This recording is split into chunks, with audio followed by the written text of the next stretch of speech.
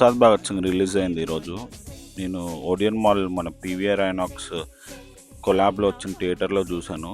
Screen fab ఉండే, sound కానీ everything up to the and మన కల్ట్ కెప్టెన్ గారు తీసిన ఉస్తాద్ గబ్బర్ సింగ్ ఉస్తాద్ భగత్ సింగ్ ఆ సినిమా గురించి చెప్పాలంటే అస్సలు నచ్చలేదు నాకైతే.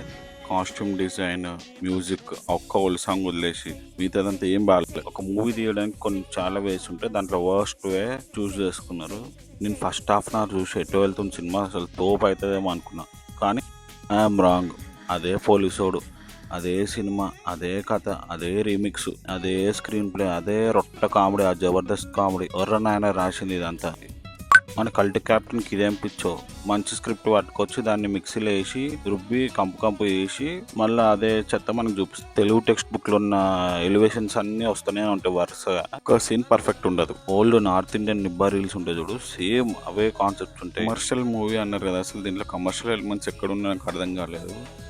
టీవీ యాడ్స్ లాగా అన్ని యాడ్ చేస్తే అది కమర్షియల్ మూవీ అన్నారు. And moreover no at to anyone. ఆయన ఇచ్చిన డేట్స్ని కరెక్ట్ యూజ్ చేసుకుని ఒక మంచి సినిమా తీసి ఉంటే we would have feel happy. ఈ సినిమా తీసి ఇంకా అసలు అండర్ గ్రౌండ్కి దొక్కేసారు అందరినీ.